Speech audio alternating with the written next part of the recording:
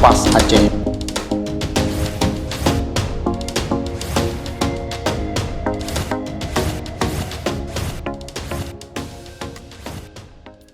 Saudara Metuah, Ketua Majelis Pimpinan Wilayah MPW Partai Adil Sejahtera Aceh, PAS Aceh Kabupaten Aceh Timur, Tengku Muhammad Geken siap memenangkan PAS Aceh bak pemilu tahun 2020 uke.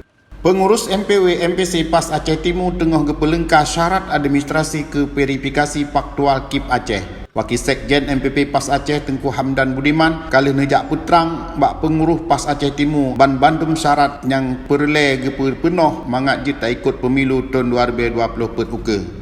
Majlis Pimpinan Wilayah MPW Tanfiziah Partai Adil Sejahtera Aceh PAS Aceh Kabupaten Aceh Timur periode 2001-2025, Ketua Tengku Muhammad, Wakil Ketua Khairiyah, Sekretaris Tengku Rahmayuddin, Wakil Sekretaris Intan Mahliza, Bendahara Haji Syahrul Husaini. Pengurus MPW MPC PAS Aceh Timur geken siap memenangkan pemilu tahun 2020. Assalamualaikum warahmatullahi taala wabarakatuh.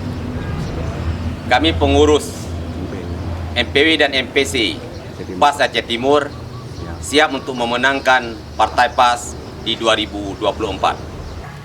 PAS Aceh insyaallah jaya. PAS Aceh insyaallah jaya. PAS Aceh insyaallah jaya. Jaya.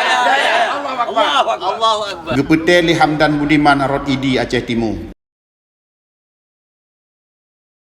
Para pendukung Partai PAS Aceh, subscribe channel kami. Assalamualaikum warahmatullahi wabarakatuh.